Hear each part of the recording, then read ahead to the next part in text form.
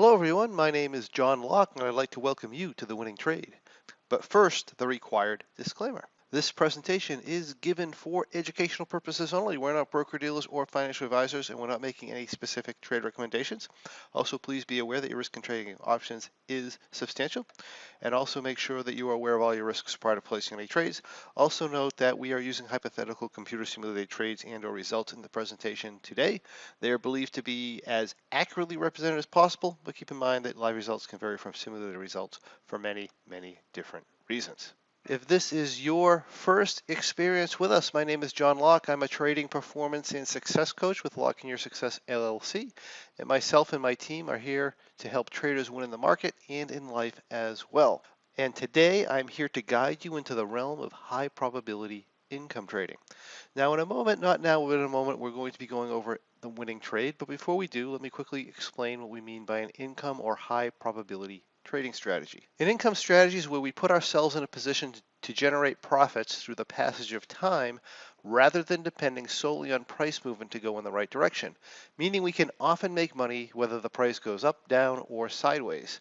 Now this doesn't mean we're going to win all the time, but it does mean that the probabilities of us winning are much higher than they otherwise might be. Now, when you find that you want more information as you're following along, simply contact us at lockingyoursuccess.com or ask a question in the comments of this video, and we can direct you to where you can find more information. The winning trade we're looking at today is from our X4 series of trades, and it's called the X4 version 14, or simply V14 for short. This is a simple, very conservative broken wing butterfly strategy that we trade on the SPX. The position lasts about 60 days and it requires a minimum capital of $2,250 to trade.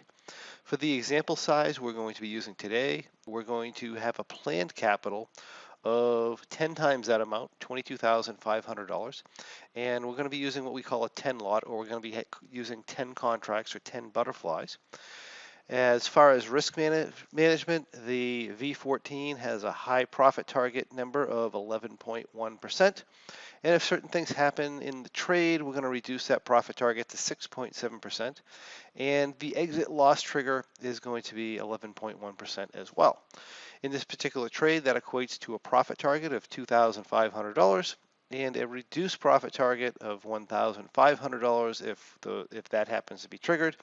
And we're going to have an exit loss trigger of $2,500. So let's take a look at the position. For those of you who may be new to us, this is called a price matrix. And down this side lists the strike prices of our options. This here shows us our position. And this over here is a risk graph. The price of the asset goes from left to right. The price or profit and loss in the position goes up and down here on the right. We have our expiration graph, which is what the position is theoretically worth at expiration. And we have what's called our T+0 line, which is this curved line with the red dot on it. And that is the estimated value of our position today and any given price point on the SPX. This particular position here is what is referred to as a broken wing butterfly. If we look at our date, it's up here, and it's Friday, January 31st. This is 77 days to expiration for our April 17th, 2020 expiration options. If we look down on the bottom here, it tells us what our profit and loss is. It gives us our Greek numbers for those who know what that is. Delta is here of 8.67. We have a gamma of minus 0.04. We have a theta of minus 22.42, and we have a vega of minus 15.76.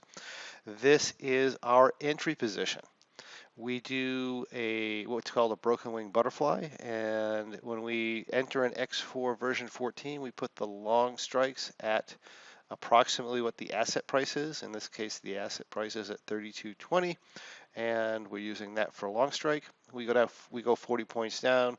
We do a 31.80 in this case. We sell 20 of those, and then we go 60 points from there, and we look at our 31.20s and we buy 10 of those.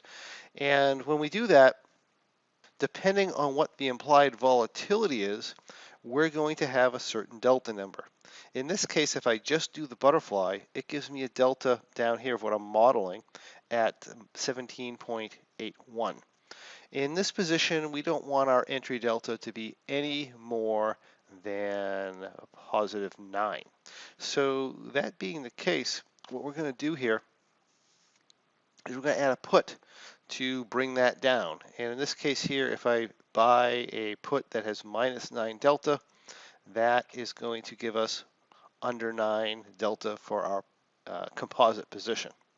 Now this does throw us negative theta, but one of the things about analytical models is the numbers you see here for delta, gamma, theta, they're just estimations the model throws out. They're not always accurate. In other words, they're a composite number, and they don't always represent what the position is going to do.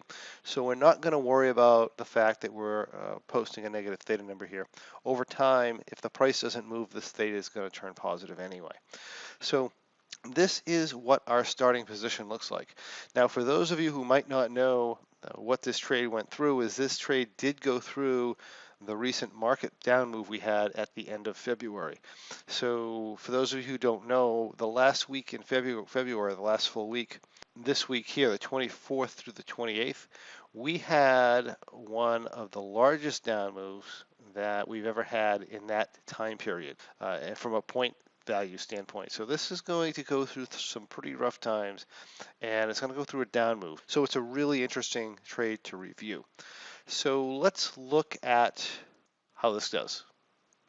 So right now it's Friday, January 31st. If we go to our next adjustment or our first adjustment, we go all the way until February 25th. Let's go two or 3 days before this. Let's go to February 21st. So we're in this trade for almost a month. And during that time, the trade didn't require any adjustments. It's just been sitting here, and the market had gone up. As you can see, this Friday, the SPX is down substantially. So the trade's been sitting here, and the profit and loss actually went up to somewhere around getting close to our reduced profit target number, but never really getting anywhere near our actual high profit target number, which would be the number we'd be looking for at this particular time. So that being the case, there's really nothing to do here. So let's just go to the next day. We get a 96-point down move in the SPX. That is a huge, huge move. If you take a look at our price chart here, this is what was happening, right? We got in the trade, I guess, on the 31st of January, which would have been right around here, and then the market just kind of continued to climb, and then all of a sudden we get this decent sized down move, and now we get this really, really hard down move. And so far, no adjustments into the position. We're up about $59, and here is what our position looks like. So this in itself was a really, really huge down move. But what happened the next day was even more. So if we go to the 25th here, we put another 101 point down move on top of that. That's a very, very big move. If we take a look at our price chart here, you can see we've gone all the way from about 33.86 all the way down to about 31.24. That's like 150 points. That's really, really large move in that amount of time. Now, if we look at our position here, we're back outside the tent. And by the tent, I mean outside the expiration graph here. Now, this position was supposed to be adjusted back when we hit our short strikes of about, let's see, our short strikes here are at 31.80. So when the price was under 31.80, then we're generally going to adjust it back. Now, we only check these positions once a day towards the end of the day. So when we get a really huge move like this, a lot of times we will drastically exceed our adjustment point, and that's pretty much what happened here. We are, like I said, I'm just going to widen this out a little bit. Our adjustment point's way up here at 31.80. Asset price is all the way down to 31.24. So really, really big move there. What we're going to do in the event that this happens is we remove our position, and we do a reset to entry position is pretty much what we call it. So I'm going to take this 31.80 off, and we're going to move all the way down to 3,080. So we're putting our long strike at the money, which is 31.20, right? We have a 31.24 asset price, so 31.20 is the closest strike to the money. We're going to go 40 points down, put our short strikes in. We're going to go 60 points down from there and put our long strikes in at 3,020. If we do that and we don't have a call, we don't have a put in place here, if we just look at the butterfly, we're positive 18 delta. So we're going to come in, we're going to get our delta down under 9. In this case, we're doing a 10 delta put, and that's going to give us this position here where we are, again, in negative theta. We are still positive delta, about positive 8. Our vega is slightly positive at this point, and that's because we have so much time premium in this put because the market's been moving so fast. The market's literally freaking out here. If we go to the following day, Wednesday we had basically a flat day. One of the problems about being really positive vega and negative theta at the same time when the market's really screaming is if the market slows down, you get a drop, what we call a drop in the T plus 0 line. That's what happened here. We went from, I think, 800 negative to, we've almost doubled that number to 1600 negative. So that does tend to happen sometimes when we have put protection and the market stops. We're still well within our maximum loss number. Our maximum loss number here is minus 2,500. And we are still far from an adjustment point. Our adjustment point actually doesn't come in play till around 3,080. So we just let this go overnight. We go to the following day. And we end up getting a 91 point down move in the SPX. Very, very big move. We're drawn down a little more. Okay, we're at about 1732. We've drastically exceeded our short strikes here. Once again, so we are due for a rollback. So we're currently have our short strikes at 3,080, and we're going to bring these down. We're going to put our long strike. It looks like about 3,020 here. Let's see which strike I actually chose. Yep, we put our long strikes at 3,020, right? We just reset to entry position. Long strikes at 3,020 and short strikes at 29.80, 40 points under that, and then 60 points under that at 29.20. We are adding our long strikes. If we did not have a put in place, we would be 18 positive delta. We want to be under 9. So we add a put, in this case a 10 delta put, and that gives us this position here. We're once again negative theta, which is okay. We're actually still positive vega in this point. And here is what our position looks like. Look at the price move here. This is an insane price move. Like I said, for this time period, this is the biggest point drop move we've ever had in the SPX. If we go to the following day, we wait till the end of the day, as per usual. We get another large down move in the SPX. And this time, what happened is we got a volatility spike, and this is usually accompanies a capitulation down in the market. We had a really huge jump in volatility on Friday, and this really helped the price of this put back here. And with that move, we ended up being up $1,465 after this 82-point move. But that said, we are certainly due for an adjustment. We're way past an adjustment point. So we want to come in here and we want to do the same thing. We want to take the position off and reset it to entry position. We want to go to, let's see, it looks like we're going to be at probably 2,900 for our long strikes. Let me see if I guessed correctly. We come down here, we put our longs at 2,900. We go down 10, 20, 30, 40. We put our short strikes in there, and we go 10, 20, 30, 40, 50, 60. Put our long strikes in. If we didn't have any put protection on that position, we would be positive 15 delta.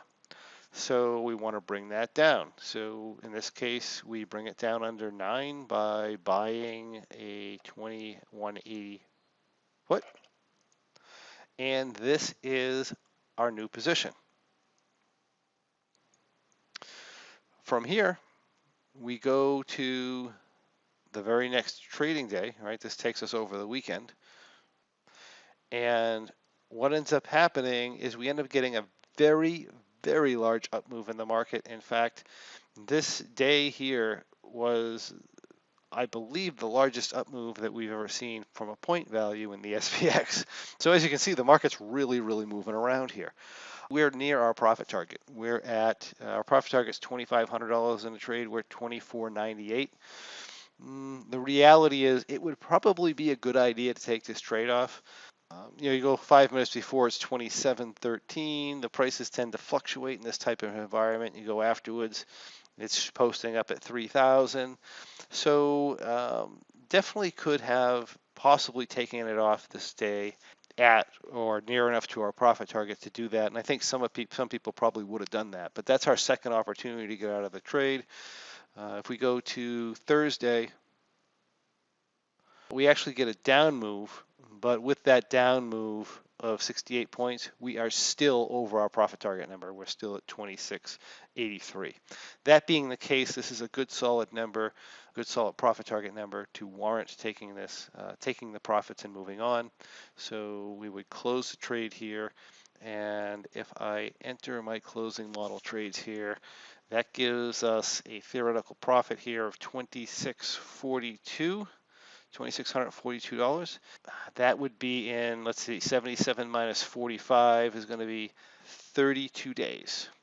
So that's a profit of $2,642 in 32 days in a market that had one of its largest point down moves in history and one of its largest up point moves in history in a very short period of time.